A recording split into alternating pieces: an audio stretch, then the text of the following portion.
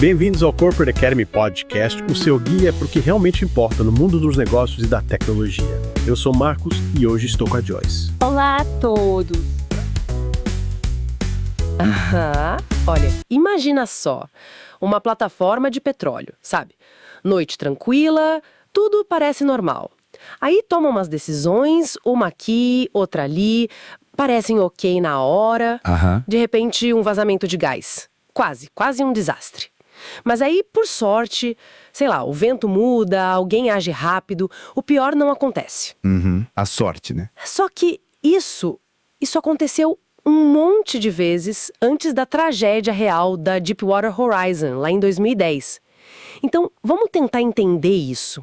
Como é que essa repetição de quase acidentes, que muitas vezes a gestão nem dá bola, pode ser um sinal claríssimo de que uma falha maior está vindo? Pois é, nossa conversa hoje vai bem aí. Como é que as práticas de gestão de pessoas, sabe? E a cultura da empresa, como um todo, podem levar organizações, mesmo cheias de gente super inteligente, super capaz, a cometer erros, assim, catastróficos. Entendi. A gente está se baseando aqui nos trechos do livro do David Robson, que olha para esses casos. Deepwater Horizon, a queda da Nokia, nossa, falhas na NASA, na Toyota também. E ele fala muito de um conceito chamado estupidez funcional. Estupidez funcional? Que nome, hein? É forte, né? Mas a ideia é contrastar com organizações que funcionam bem, as de alta confiabilidade. Tá, então a nossa missão aqui é entender como as escolhas da gestão mesmo, né? O jeito de organizar as equipes, como a informação circula, como lidam com o erro, como tudo isso pode, abafar o pensamento crítico e a segurança, ou, pelo contrário, como pode ajudar a cultivar isso. Vamos começar então por essa tal estupidez funcional. É um conceito do Alverson e Spicer.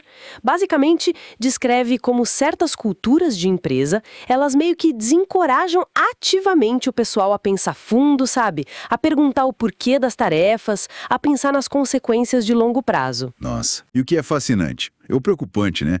É como a inteligência de cada um parece que some no meio dessa dinâmica da organização. E muitas vezes é a própria gestão que cria ou reforça isso. É impressionante pensar que estruturas feitas para serem eficientes podem acabar criando essa cegueira geral, né? Mas que tipo de prática da gestão, assim, no dia a dia alimenta isso? Olha, são várias coisas. O excesso de especialização, por exemplo. Cria aquele fastidiato que o alemão fala, né? O especialista que só vê a própria caixinha. Sei, o silo. Exato.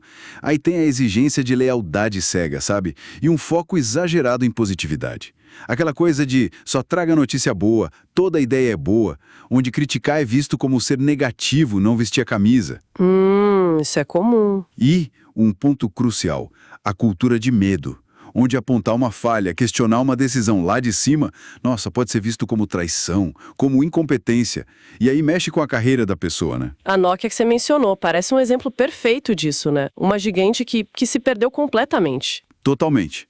A gestão da Nokia criou um clima de medo mas tão forte, que os gerentes médios começaram a maquiar relatório. Escondiam as más notícias sobre o Symbian, que estava ficando para trás do iOS, sabe? Nossa, que ponto. E os engenheiros, os que alertavam sobre os problemas, eram ignorados, deixados de lado. Tinha uma pressão absurda por resultado rápido de curto prazo e uma arrogância, uma coisa de não ouvir conselho de fora, de não questionar as próprias ideias. É um caso clássico de como a gestão, quando acaba com a segurança psicológica, simplesmente destrói a capacidade da empresa de ver o que está acontecendo de verdade. E além dessa cultura meio tóxica, tem a questão da complacência, né? O tal do viés de resultado que você falou. Parece que só porque o desastre não aconteceu ainda, a gestão relaxa. Sim, e essa dificuldade de aprender com os sinais de alerta é um padrão que se repete. É perigoso. A gestão olha para o resultado passado, deu certo antes, e ignora que o processo está arriscado, está precário. Faz sentido. Na Deepwater Horizon, esses vários quase acidentes viraram normais. A pressão por prazo, por cortar custo, que vinha da gestão, claramente passou por cima da segurança. E testes que deram resultado estranho, não foram investigados direito, deixaram passar. E a gente vê isso em outros casos famosos também. A NASA, com a Challenger e a Columbia, tratando problema que sempre aparecia com peças super importantes como se fosse um risco aceitável, só porque não tinha dado perda total antes. Exato. O lema mais rápido, melhor, mais barato teve seu preço ali. Pois é.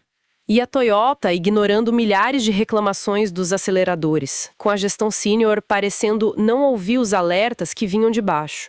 Até o Concorde tinha tido 57 incidentes de pneu estourando antes do acidente fatal. Parece uma falha sistêmica mesmo, da gestão em ouvir, em investigar, em agir quando o perigo está batendo na porta. Mas, assim, nem tudo é desastre, né? Existem outros jeitos de fazer. E aqui a coisa fica realmente interessante. Como é que algumas organizações conseguem manter a segurança e o desempenho lá em cima, mesmo em ambientes super complexos de alto risco? São as chamadas organizações de alta confiabilidade, as HROs. HROs. E o que a gestão de pessoas faz de diferente nessas empresas? Como elas funcionam? Elas cultivam, de forma ativa mesmo, uma preocupação crônica com a falha. Isso não é só discurso, vira prática de gestão. Por exemplo, recompensar quem reporta erro, quem aponta problema, mesmo que pequeno. Ah, interessante. Tem um caso do porta-aviões USS Carl Vinson. Eles elogiaram publicamente um tripulante que avisou que tinha esquecido uma ferramenta no conversa. Mesmo que isso tenha parado a operação por um tempo. Imagina a mensagem que isso passa sobre o que realmente importa ali. Total. Valoriza a honestidade e a segurança acima de tudo. Exato. E mais, elas resistem a simplificar demais as coisas. Incentivam que se questione as ideias feitas. Mantém uma sensibilidade constante com o que acontece no dia a dia, lá na operação, valorizando muito a comunicação e o conhecimento de quem está na linha de frente. Entendi. O chão de fábrica sabe das coisas, né? Muito. Elas investem em resiliência, aprendem com os erros e os quase acidentes. Usam técnicas como pre-mortems para antecipar o que pode dar errado. E talvez o mais importante, mostram respeito pela especialização. A liderança ouve, confia na expertise técnica de quem está abaixo.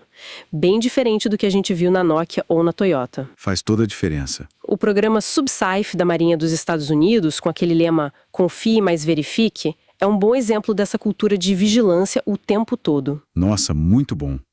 E o exemplo do NPIO no setor nuclear americano também é forte, né?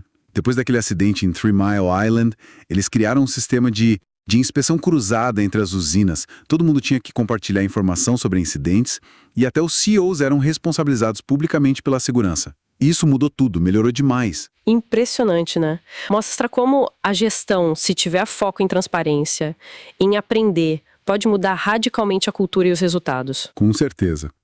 E imagino que aquela ideia de mentalidade de crescimento, de ver o erro como chance de aprender, seja super importante nisso também. Sem dúvida.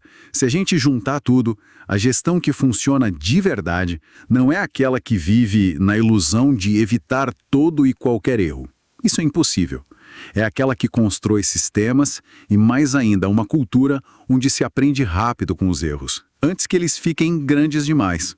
Então, a cultura da empresa e o jeito de gerir as pessoas são decisivos. Não adianta só contratar gente brilhante. Precisa ter um ambiente que incentive a humildade intelectual, sabe? A curiosidade, a segurança para poder falar, para poder errar e aprender junto. Exatamente. Combater a complacência, combater a tal estupidez funcional, isso não é uma ação pontual. É um trabalho ativo, contínuo da liderança. Perfeito. Fica então aquela reflexão final, né? Já que parece tão fácil para as empresas caírem nessas armadilhas da complacência, do pensamento de grupo, como é que um indivíduo, cada um de nós, no próprio trabalho, pode cultivar essa inquietação crônica, essa humildade para aprender, mesmo que a cultura em volta não ajude tanto? Como evitar ser, sem querer, parte de uma falha futura? Agradecemos a sua companhia e convidamos você a continuar acompanhando o Corporate Academy Podcast. Até a próxima!